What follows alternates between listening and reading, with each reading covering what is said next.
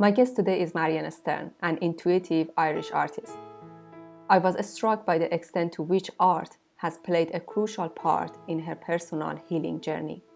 She is a very open and honest person and doesn't shy away from talking about issues we normally don't talk about in everyday life. We talked about stepping out of our comfort zone and how authenticity helps us confront the unknown and face our fears.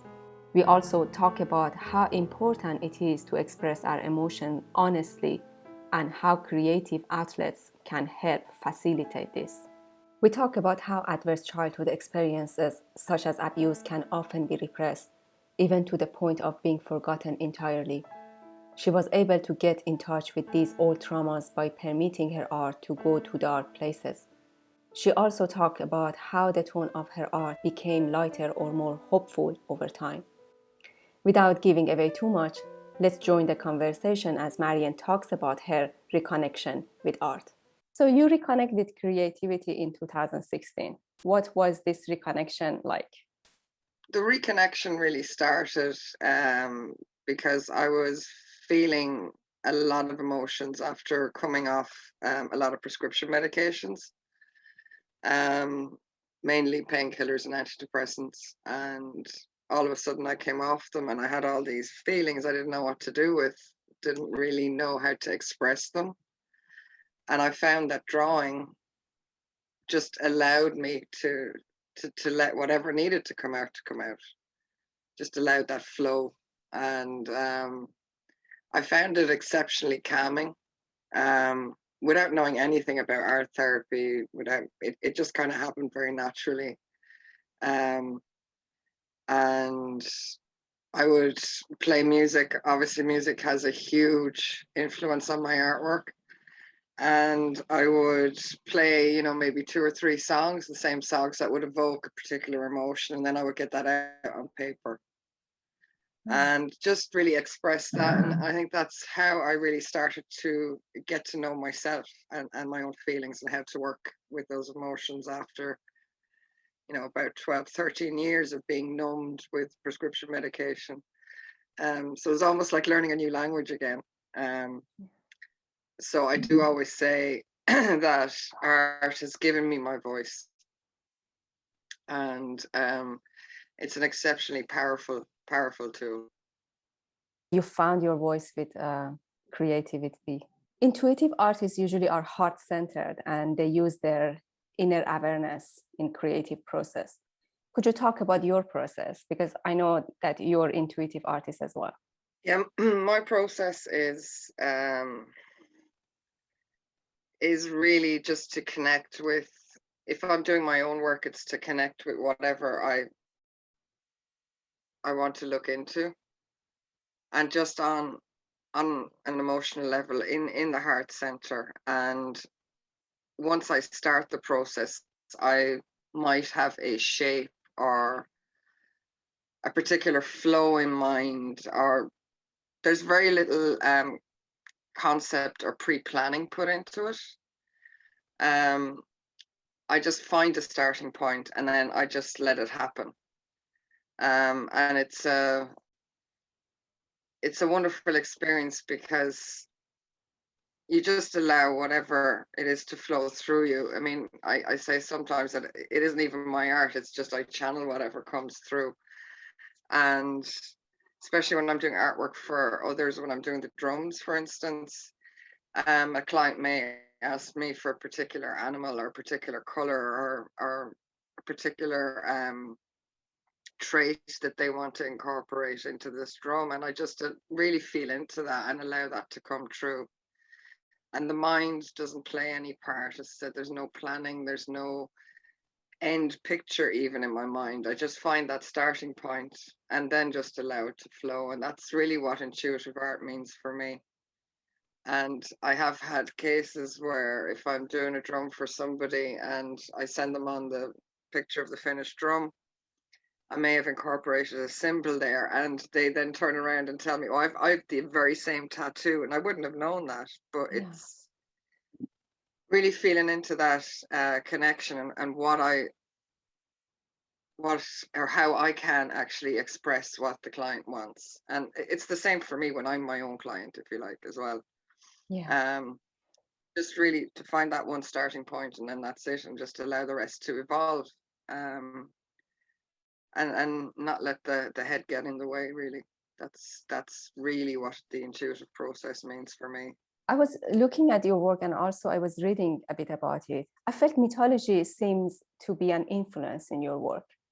Are there certain themes that you resonate with from the mythology you have studied? Yeah, I've been very interested in the Celtic wheel, and how the ancient Celts would have lived with the seasons and what each season would have represented, because I would find myself very much following that naturally Mm. in my own behavior and how I would feel and what I would be doing. And I was introduced to the Celtic wheel very randomly. It just cropped up, and then it just really resonated with me, and I just found it it's a wonderful way to live naturally with the seasons. Yeah. Because I work a lot with plant medicines as well. I work with local herbs that I find in the hedgerows. I live in a very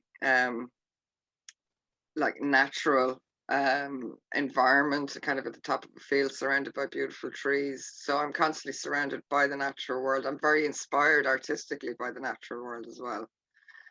And the Celtic wheel has been very, very influential in my own life without kind of even knowing about it. How we live in the seasons, like now we're still in Bealta now, for instance, and that is a time of, it's fertile, flowers are all blooming. Myself, I can feel myself starting to be more outgoing, more involved in society. I see that my own traits and how I behave throughout the year is very much mirrored by the natural world. Yeah. And it's definitely influenced me a huge amount. Because I used to beat myself up a lot about, especially in the winter, like, if you just feel like hibernating, or I'm not doing enough, I'm not, but it is actually very natural for us to get very introspective in the winter, to learn from what the last year has given us, what we've experienced, and gain our wisdom from that, so I found it an excellent tool for myself to work with. And it's very, very interesting when you look at that with the calendar as well. When you look at working with different trees throughout the year as well. So it's definitely something I'm still on a huge learning curve with it. But as I'm learning, I'm practicing, and I'm finding it really beneficial. And it is that resonance with the natural world that I feel I've always had, but that's really just now starting to come out and I'm allowing it to come through, Yeah. I love that. But there's a book called The Celtic Shaman that I would highly recommend anybody to get if they wanted to delve into this. And it does go through the Celtic wheel and how the Druids would have, been journeying, how they would actually work in the Celtic times. And it is extremely interesting, and it's a fantastic introduction to the whole thing. So I would definitely recommend that. I'm going to go through some of your artwork, but before that, process of healing is through looking at our shadow or our pain. As you healed over time, have you noticed a corresponding shift in the tone of your artwork? I have, very much so. When I started first, and there's a couple of paintings on my website, you can kind of see the progression. They are quite dark, the initial ones. Very much how I felt. It was a very, very big disconnect. And the more I've healed on my own journey, the lighter the pieces are getting. But I still have occasion when something big has to come out, and it's not all unicorns and rainbows, it's life, but definitely I would say that the healing process for me has been all about embracing emotion, embracing who I am, and what I've come from, where I've come from, and just breaking old patterns from the past, those patterns that, were my survival mechanisms, recognizing them for what they are, but, choosing differently. And that in itself makes me feel much better about myself. It gives me more self-confidence, more trust. And I found that in my creative process, that's also come through. It's my own confidence is growing. The brush strokes are getting a lot more confident, a lot more definite. There's not so much hesitation anymore. So with regards to the process, it's also affected the process, not just the finished pieces. Healing, it affects every aspect of my life, and I suppose how I can express it best is through the artwork.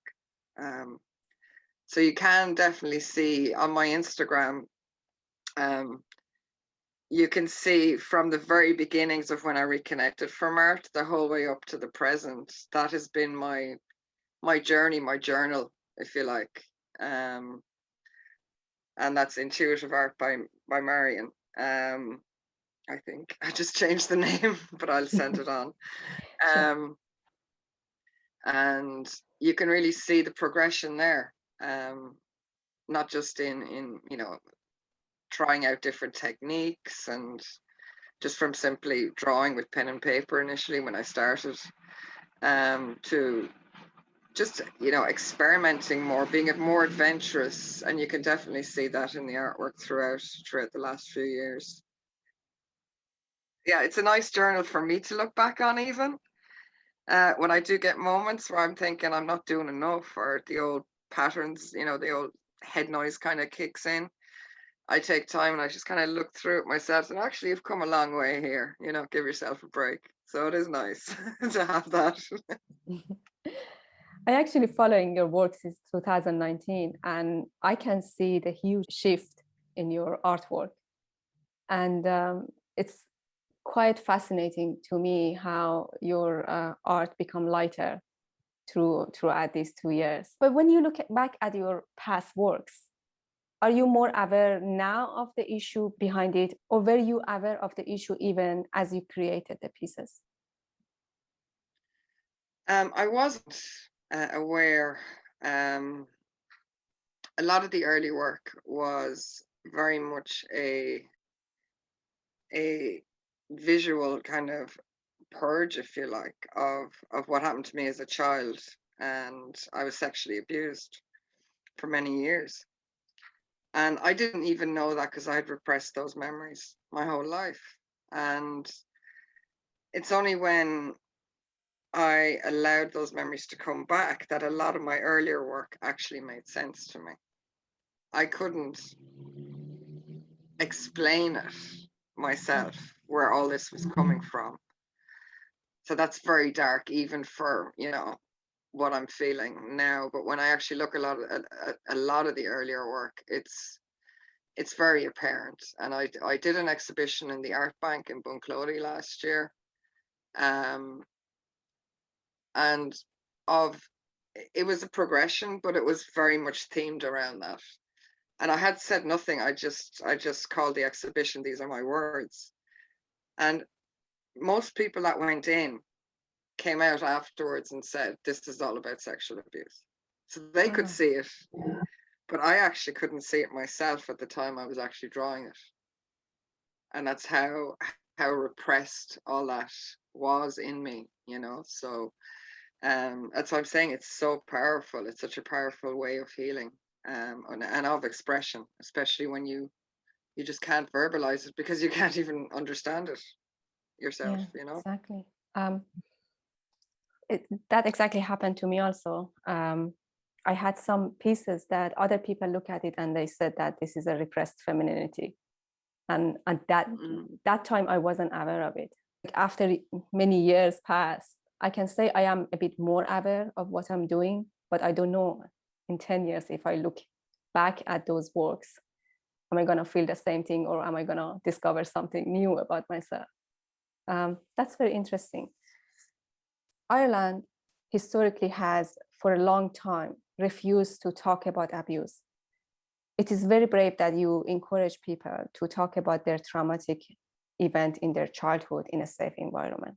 Do you have any comment, or do you want to talk about this? I think it's mirrored by my own repression of what happened to me as a child. It's mirrored all around me, you know. It's a taboo subject. It's even when the news came out about how many children were abused by the church here, even as children growing up, there'd be rumors, but nobody said anything. Nobody said anything. And it is so repressed, and it does so much damage when we can't speak about these things. I spent a lot of my life running away through prescription medication, through alcohol, through drugs. When my own memories came back and I spoke about it, that was huge healing in itself. And then to know that I wasn't alone was even bigger, because it's a very lonely place when things aren't spoken about. You feel like you're the only one. You feel like there's nobody to turn to, there's nowhere to run to. You feel very trapped and isolated, much like what's going on at the moment, you know. And thankfully, the country's starting to open up again. But I feel we should shed light onto it, because it is happening, and it's happening now. It has happened prolifically in the past, and it's happening a lot more than anybody believes it's happening, and it needs to be stopped. And I think the only way that I can do my bit is to speak about it, and to share how much sharing that information, even though it's very difficult to hear and it's very difficult to speak about, it's immensely healing. Yes. And it's important. It's very important that this all comes to light, because there's still now children going through the same thing. And it just needs to stop. It needs to stop. It's, yeah, it's so disturbing to realize that what I experienced as a child, children now at this very minute are going through the same experience. And it's not in the news. It's not being reported on. It's not being spoken about. So for those of us who have experienced it to actually talk, we'll raise awareness about it. We'll bring it to the light. And the more of us that can do that, and show as well that there is life after abuse, that you can heal from it, that you can have a beautiful, wonderful life, will give hope to many as well. You know, so there's a lot to be gained for sharing. And from personally what I've experienced when we repress these things, it's just like hitting a self-destruct button. It really is. It does nobody any good. You hurt yourself, you hurt people around you that you love the most. So it is important, very important, that it all starts coming to light. It's very important. I live in Ireland since 2012, and I notice in Irish culture, it's very difficult for a lot of people to just talk about their emotions. I'm not even talking about abuse. Expressing emotion is kind of hard. And I think there is a need to encourage that and work on that, to people be able to open up and talk about their emotion, or like express their emotion, even with their partners or within their families. And now I really understand how difficult it is for people coming from abuse to talk about their emotions and how they feel and what they went through. So we do need safe environment for people, and people like you to encourage that. And thank you. Yeah, it's extremely important, and it's something I'm still working on day by day as well. Um, Especially in close relationships, because there's a fear of rejection or abandonment comes up, when you actually express an emotion. And through my own past experience, that's what happened with me, so to break that cycle, and just express yourself freely, um without those fears, is challenging, but when we can do it, it's extremely rewarding. So again, feeling safe to be able to do that is very, very important. No matter what you want, what is actually coming up for you, it's providing that space just to speak freely without judgment, and just being able to trust completely, and just to feel listened to feel heard, I think is also extremely important. So not only do we need to get better at speaking our emotions, we also need to get better at hearing what others are saying. Absolutely. Um, and again, it's generations, it's a cultural thing. There's a huge amount of suppression in this country, huge amount. And so like I was racking my brain as well. Will I do this? Will I do that? What can I do to help? And and I just figured that the only way I can help is to lead by example and just do it, speak about it, hear people, and work that way. Um, and yeah, the next person does that, and the next they influence somebody else and somebody else and somebody else, and it all adds up. It all adds up. I heard somewhere that when you heal, other people heal with you as well. Yeah, absolutely. I've seen that, because as you then make those steps, break through those fear barriers, and break the patterns, it gives other people permission to do the same. Yeah. So they see it and they see how liberating it is. And I'm quite calm as a person.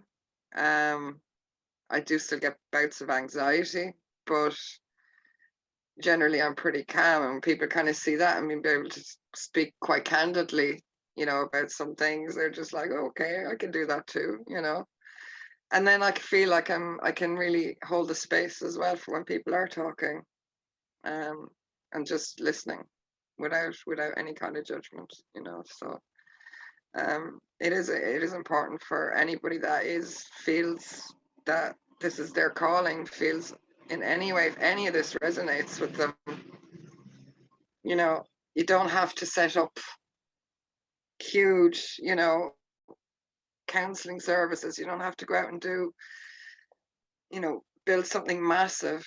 You can just sit there and listen to somebody, you Yeah. know. It doesn't have to be some big gesture. Yeah, by being present and having no judgment and being open. Yeah. Yeah. Do you think change can be an uncomfortable process? For instance, leaving the persona behind and stepping into unknown. Oh God, yeah.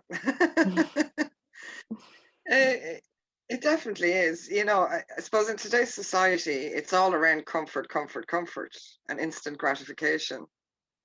Um, you know, to to be comfortable for me personally was to feel safe. You know. Now, what that comfort entailed wasn't particularly pleasant. It was normally being extremely drunk, until I passed out, or gotten completely stoned or whatever. But I was in a comfort land, you know, and I felt safe doing that. When you can actually observe yourself in these situations, it's very enlightening, and you see the comfort for what it is. you know, I think comfort for me equals stagnation. Um, we have to be able to challenge ourselves to grow as human beings, and to grow out of past conditioning and patterns. And there is so much of that. It's not just, you know, personally our own stuff. There's family, you know, would have been huge influences, ancestral programs. There's the society cultural programs you're dealing with. So there's a lot of things that kind of keep us in this comfort zone.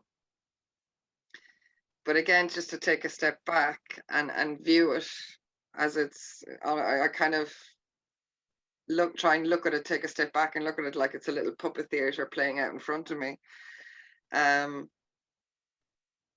we can see it, we can see the bigger picture, you know, and then these challenges or changes, the challenges to change, don't seem as big, but they are daunting, because, you know, change is something unknown.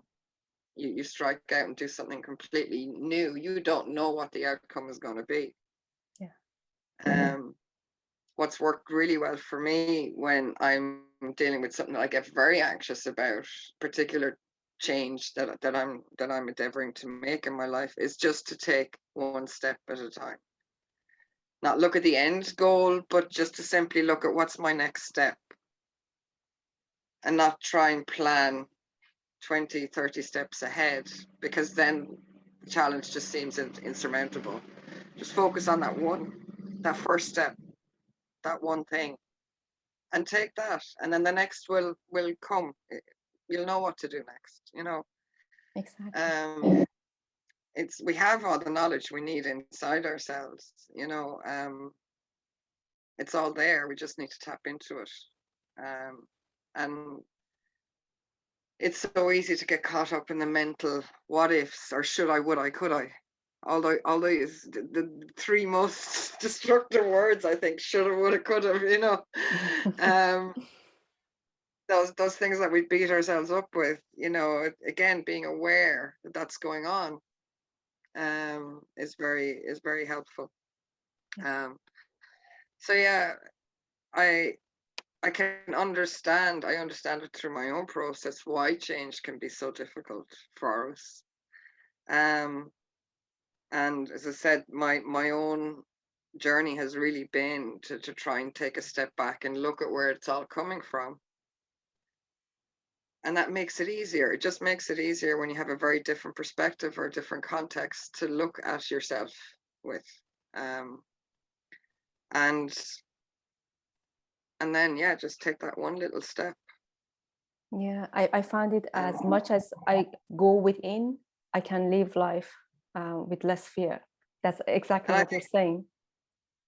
Like fear is the real virus. But when we look at what fear really is, it's an assumption of a kind of a perceived outcome of an action you're going to take or a decision you're going to make. And that assumption is based on past experience normally. So when you take that out, when you really look at it for what it is, fear doesn't actually exist. It is nothing. It's something we construct ourselves. Exactly. It is actually quite funny. I do have a good giggle sometimes when I'm actually looking at myself going, why are you afraid of this? And then I just go, right, what's this? What's this? What's this? And it's like, yeah, you're being silly. Obviously being threatened physically, or, you know, is a different story, right? But the general fears of change, most of them are all just constructed within ourselves, you know. So really looking at it that way and understanding it has helped me definitely continue to move forward.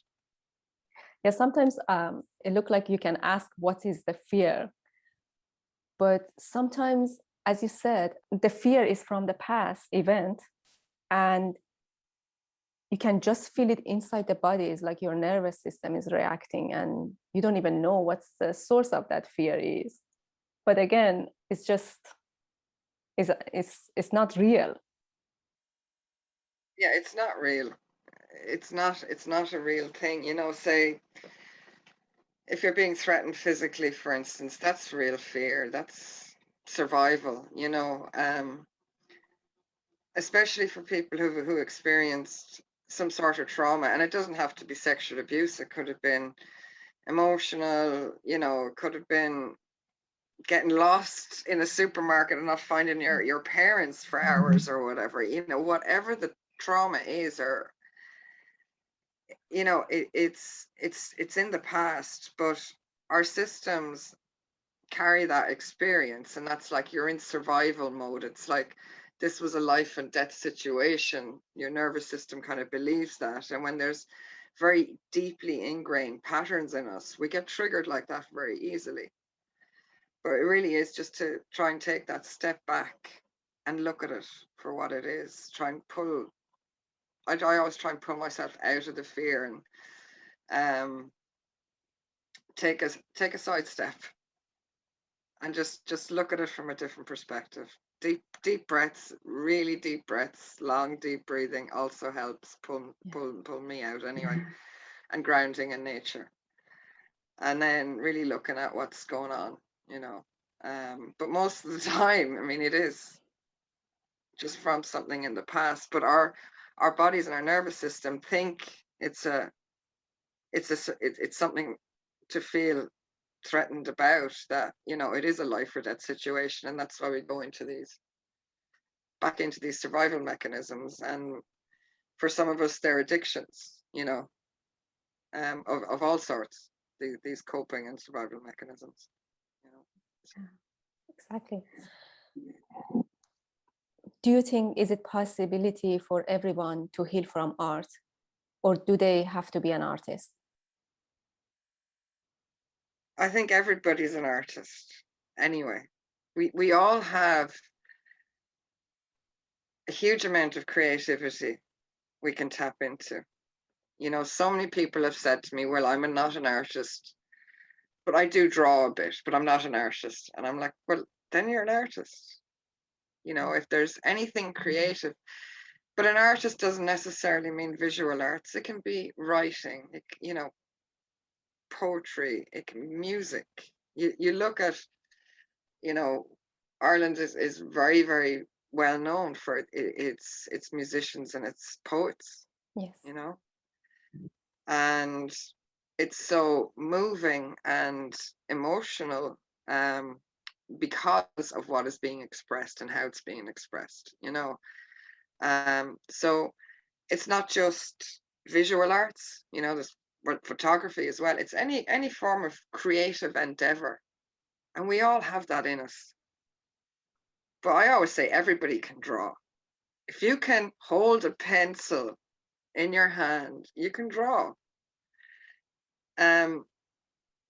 Everybody's an artist and a creator. We all have that in us. Everybody does. It just may not be in a traditional form that we would perceive as art, you know. I never got any formal schooling.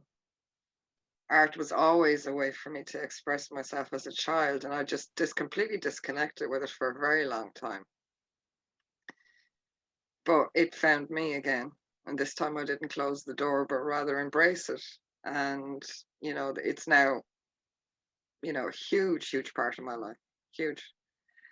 And I'm forever grateful for that opportunity. But everybody has it in them, everybody. I totally agree with you. I think it's just sometimes we think we can't sing. I never had any education on singing, but I love to go outside and sing, but I do it for myself. I feel like it's healing for me, but it doesn't mean that I am a really good singer, but that doesn't matter to me. It's just the way I can express myself. That's good enough. Yeah, doing any expressing ourselves is what we all need to do a bit more of. Doesn't really matter how, as long as you're obviously not hurting anybody else or projecting your crap onto somebody else. But to express it in a creative way is one of the most, I found one of the most transformative ways of doing it. And as I said, because I just simply had no words to how I felt, my hands did it, you know, for me. And I was told by a shaman before, one of the first shaman I ever worked with, to really look after my hands because they Oh, were very special. And you know, I definitely took that on board, and I just pursued it then and continued, because I just realized how healing it was for me. And it can be for everybody, and it doesn't mean that you have to give up everything and become an artist if it's not what you feel. But to sing a song, I sing in the shower, in the car all the time, but I'm not a very good singer, you know. Um, but it is such a beautiful way of expressing yourself, that, and we again, we've been led to believe that you have to, you know, have this amazing voice to sing, you know. You have to, you know, be able to have played musical instrument from the age of 2 to be worth anything, you know. We've put dollar values on this, you know. We've put, you know, by monetizing, if you like, you know, it, you kind of put certain standards out there. You discourage a lot of people, you know. You know, being told as a child you're no good at art, you know, I think is one of the most destructive things that can be done, yeah. because it's not allowing that child to express themselves, you know. It's like, you know, telling them to shut up constantly. um and we learn through that process not to express ourselves. So I would always encourage everybody that if you feel you can't shout or roar, or you want to cry, or you want to sing, you want to laugh, you want to draw, you want to write it, do it. Just do it. It's wonderful. It is. Um,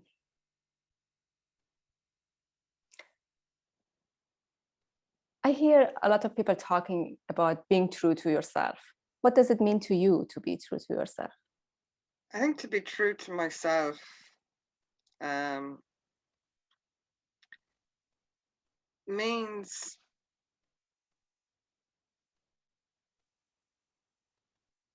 not allowing, being able to set certain boundaries, I suppose.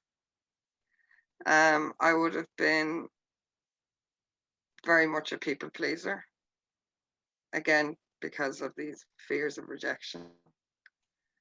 Um, so I had no boundaries, and it's something I'm continuing to work on.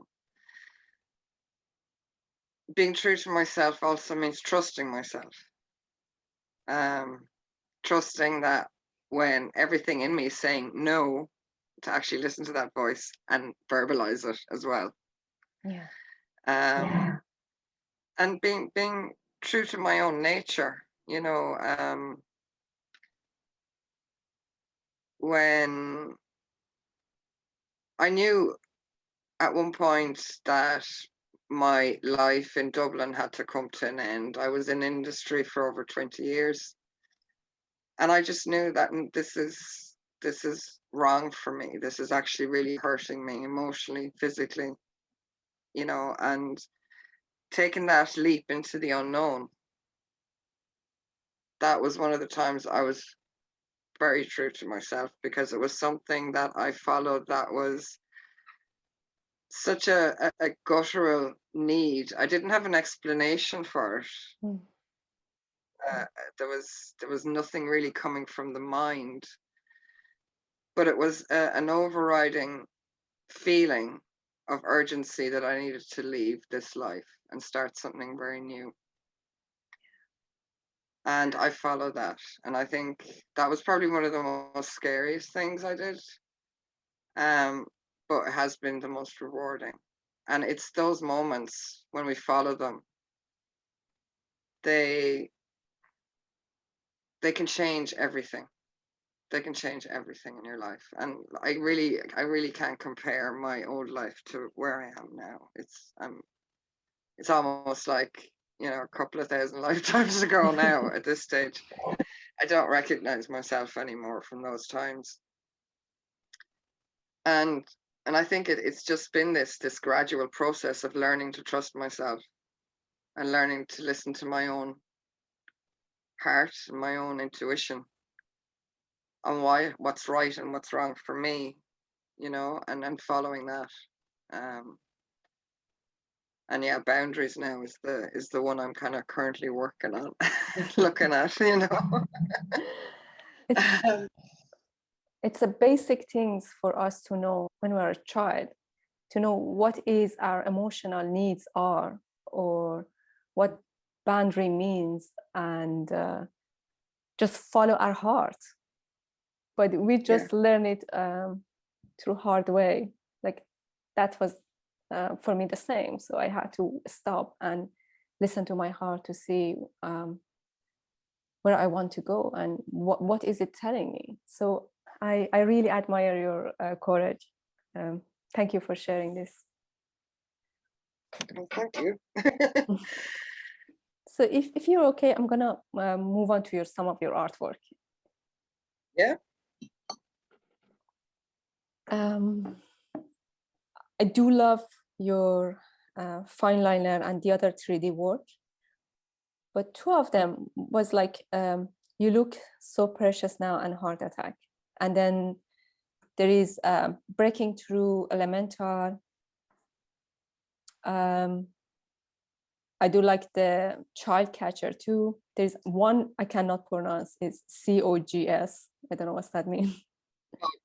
Cogs. So Cogs,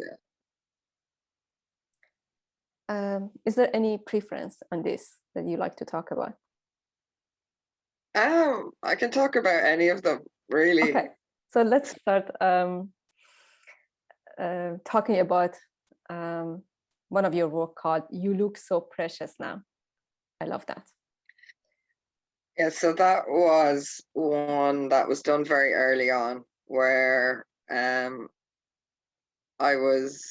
this was before my memories came back, but I was very angry, and I was very I felt like the everybody was sucking the life out of me, and I was being judged, and that painting basically came out, and it is a self-portrait. Well, they all are self-portraits anyway. I see, because they all come out of, they're all things that I've been hanging on to, or had been hanging on to for quite some time. And this particular picture started off with just my face in the middle of it, and I did a pretty good job for my first kind of portrait.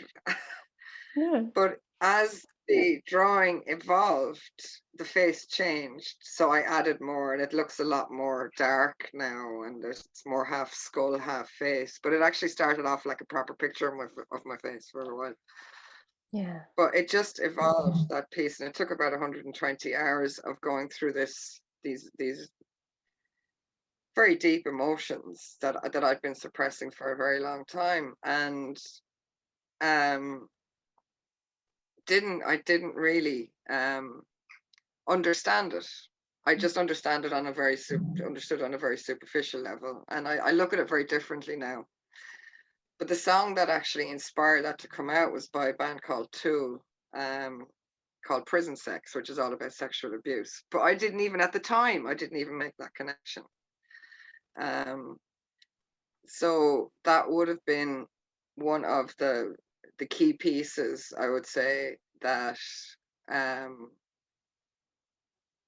that really just shows that emotion for me of being abused, essentially, and of what my experience was. So that is a very, very poignant one, very poignant one. But when I look at it now and I can actually tell the story behind it, it's extremely powerful as well.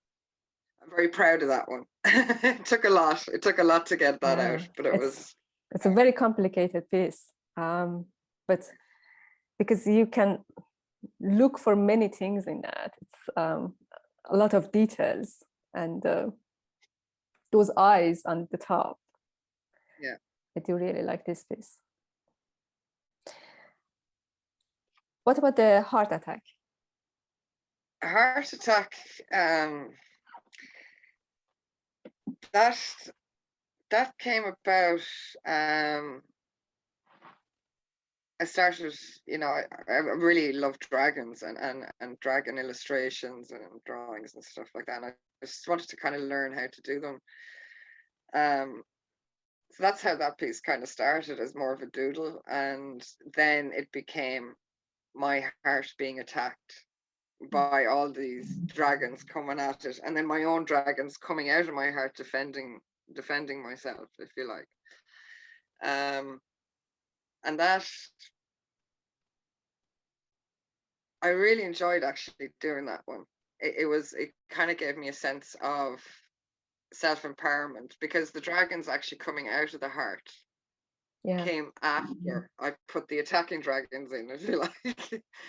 So it started off by just doing a heart in the middle with an eye, and then I just started drawing these dragons kind of looking at it, kind of wanted to go in, and then the dragons came out of the heart to protect myself. So it was like this unfolding of empowering myself. That's how that one came about. And yeah, it was one of the first I actually started using color with as well. And the overriding colors of it's just black, white, and red. But that, again, I was just black. Everything was black for me, and then all the drawings were black. And then for me to put a bit of color in was so daunting. But it was one of the first fine liners that I did with color as well. So there was a lot of experimentation and a lot of new things coming are being done with this. I was learning how to draw different things. I was using color a bit more. And I think it just incorporated that, me stepping out of my comfort zone. Kind of, it came through, I think, in that piece. It's a beautiful it's quite piece. powerful. Yeah, it's powerful and beautiful.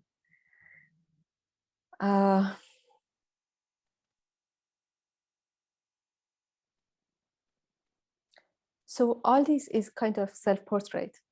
They are. Well, I kind of consider them as that, because they all kind of came out of me, or those particular ones are all my own emotional work, really.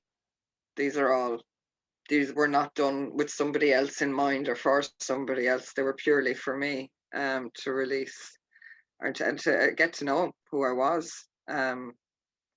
And so, yeah, I mean, I do feel that they're all self-portraits in some way, yeah.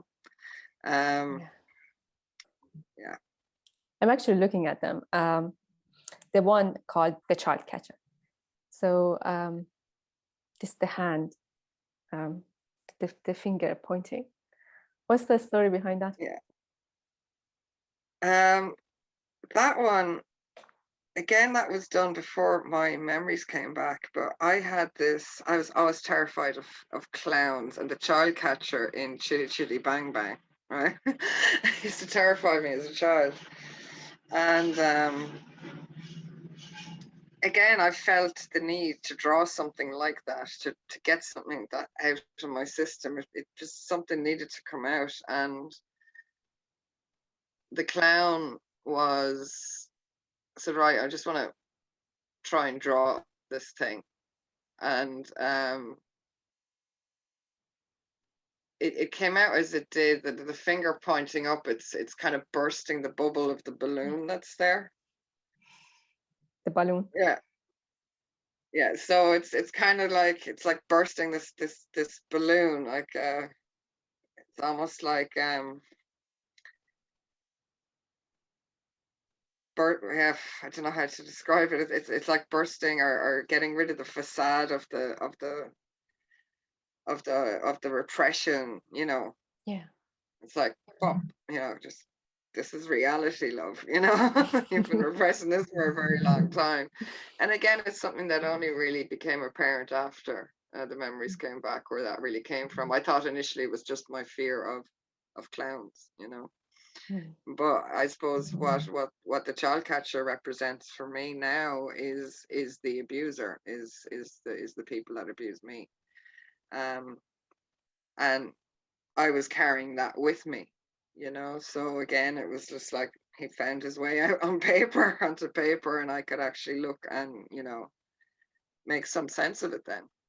Yeah. Um, yeah. Your 3D's work, which you use them, maybe you explain them how you work with them, but they're 3D and you use the recycled material. I use a lot of recycled material. Yeah, I Yeah. mean things that I just find around the house. I when I began using paints, I was fascinated by texture, absolutely fascinated. And when I go out into nature as well, I mean, I love looking at the tree trunks and looking at the bark and looking at stones and how they're formed and the texture. And I just adore texture. And I live in an old stone cottage, so I'm surrounded by natural walls. I'm so lucky. And even just that, looking around at home, looking at the texture of everything, it just inspires me to start working with different textures. And that's how the 3D artwork began, really. And while I was still gainfully employed, I could afford a lot of the, building, or if you like, the mixing mediums for acrylics to build, bigger structures. But then I went over to the US to visit some friends, and an amazing artist in Denver called Bog Scraper. He introduced me to hot glue, and the rest is kind of history. And then I just started using, because I couldn't afford to buy the expensive mediums anymore. I started looking around where I lived, right? What do I have here to create texture? I can use, sand. I can use some stones. I can use, little nuts that fall off the tree. I had old baking trays that, I washed out and used them as building materials. Tinfoil is amazing. Old plastic containers to build the basic structures of something. And people now that know me, they might have a bit of copper wire, or they'll have old guitar strings, whatever. They just say, I said, just before you throw anything out, give me a shout. I might be able to use it. So I'm kind of recycling a lot of rubbish. um, but it's incredible what we can do with so little, Yeah. and being in a position where I couldn't afford to buy any more art materials, and having to look around to see what I could use, made me get even more creative in my thinking. And again, pushed me out of that comfort zone of just using the same things, spurred me on to experiment and keep going, newer things, try this, try that, and it's how the drums started as well. It was just, I did one Yeah. for a friend. Guitar, again, there was an old guitar lying around. I just kind of decided to do something with it instead of leaving it sit there rotting. Yeah. Um, so it's trying to give things a new lease on life, and make any kind of impact into the kind of the rubbish, the amount of rubbish that we generate, and try not to contribute too much to that, and just being mindful of how much we can actually reuse Yeah. and recycle and repurpose, and I always say, if something's broke, try and fix it. you know um Old chairs, tables, or there's so much we can do. We just have to use our imaginations. Yeah. um so I think that's been a wonderful part of the 3D work, is to just use things that I find lying around. I had some um expanding foam that I wasn't using for anything building wise, so I decided to use that as to create 3D, an old lace tablecloth, seashell stones.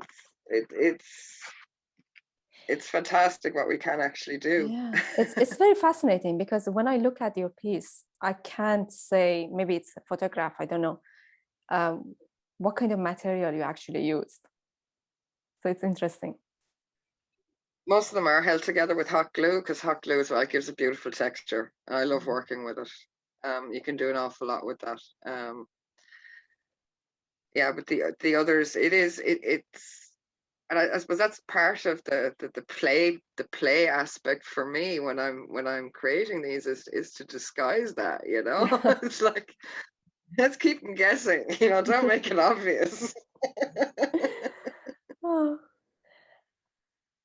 Last 2 days I was digging the ground for planting, and it was very interesting. I started finding colorful glasses, like pieces, tiles, ceramic, some metal, and I was just fascinated by them. And I was thinking, if I was an artist that used recycled material, I would create a piece by that. But now I know that I can keep those for you, and next time if I had a chance to see you, I can give it to you. Or you could create a beautiful mosaic piece at home with some clay, air dry clay, and then stick them in and see what happens. But absolutely, I am more than happy to take those from you.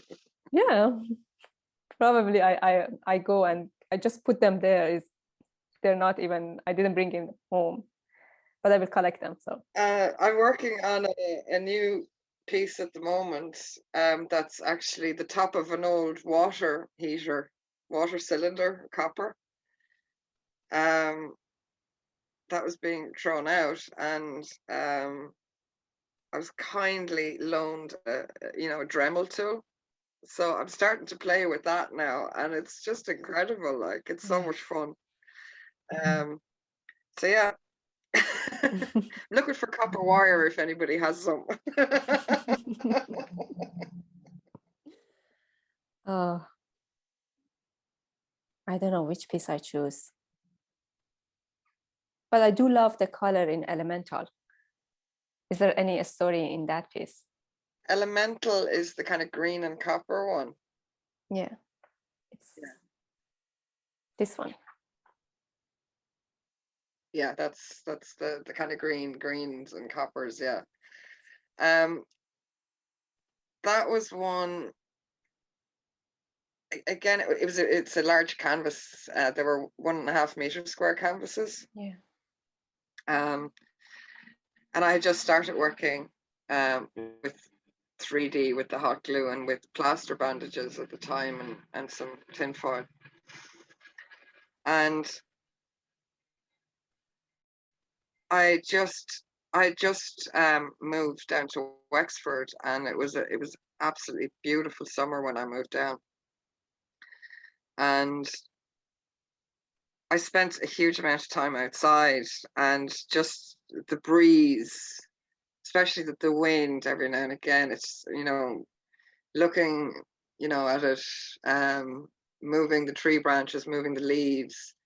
That whole motion was, I think, what I was trying to express, or that feeling of being moved by the wind, being, touched by it. And I just started, to work with shapes around that.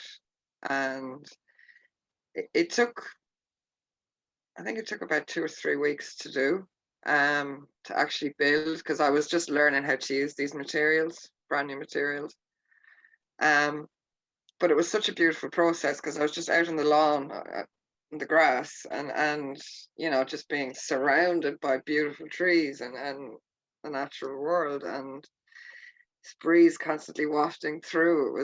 It was incredible. But it is very much very airy type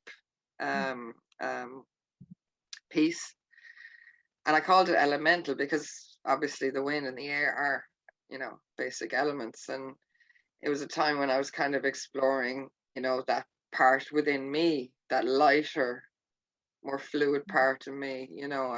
I'd been exploring fire, I'd been exploring the earth as well. So just very different aspects of just basic, elements. And that's really how that one came along. It's um, beautiful. I like it. yeah, I do like the revive as well. Maybe because I love blue. yeah. Revive was it's quite a small piece, and I found these. They're called beach balls. It's just seagrass that's been kind of churned up by the wave action, and these little kind of grassy balls are formed, and you find them on beaches all over the place. And I just gathered a lot of them, and I just started using acrylic pours and just playing with that.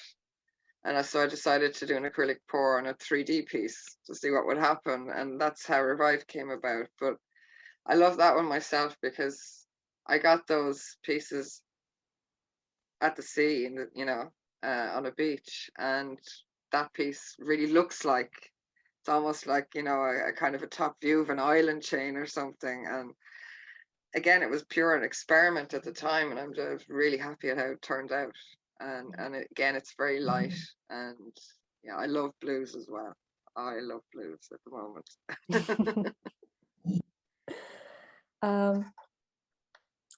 If you want to look at Marion's artwork, you can go to intuitiveart.me website. Marion also has a custom drum and guitar. Yeah. I let her to explain how you can order those. Yeah, so the drums are all one-off pieces which I create in collaboration with the client. So you can browse completed drums on the website. I don't make them to stock, as I said, because each one is very personal to the individual buying it.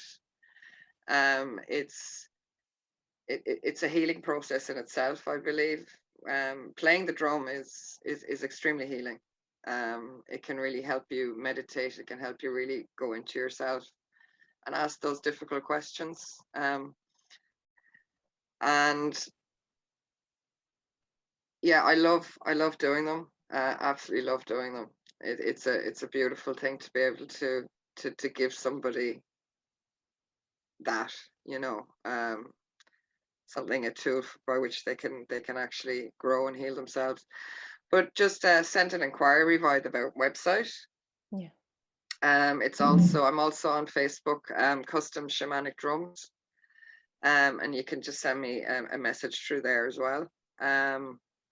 And I'm starting to do guitars now as well. I haven't got any of those on my website as yet, but you'll find a few on the Custom Shamanic Drums page on Facebook. That's great. What about your herbal product, where they can find those? Herbal teas. I'm in the process of setting that up.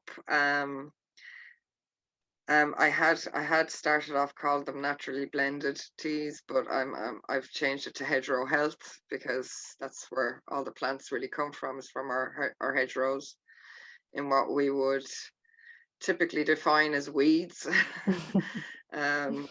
I believe when something is growing wild, very abundantly around you, it's nature's way of saying, hello, I can help you if you just open your eyes, And I did open my eyes, and I have done a lot of my own physical healing through plants and working with what's growing around me. And I make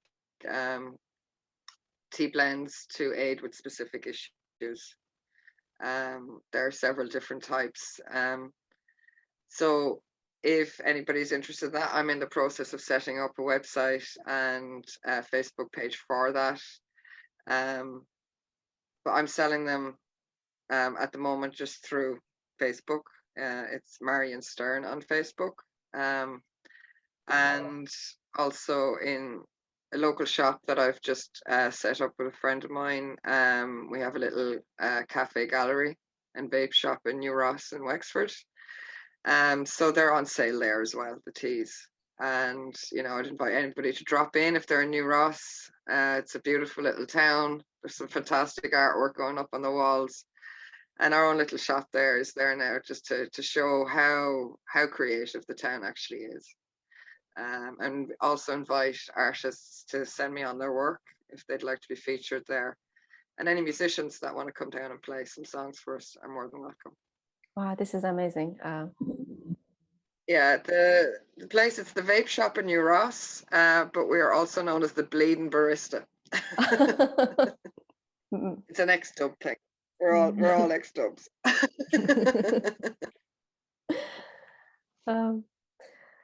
Is there anything you want to talk about, Marion? Because I asked most of my questions. No, not really. Just that I suppose what we are in the process of creating down here in New Ross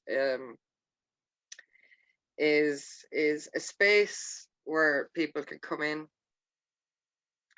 have a good cup of tea or coffee, be surrounded by beautiful art. It's a creative hub. It's a creative space. It's for people to exchange ideas, to connect, you know, to build community. I do plan on setting up workshops as well, you know, to invite people in just to connect with that creativity inside them, to encourage expression through that. You know, when words fail, you know, we can use, we've so many other tools that are at hand, you know, to be able to help. And we're doing this as well in association with the Art Bank in Bunclody. So John Rennick is an exceptionally gifted artist that has done so much work in Bunclody as well, for the community there.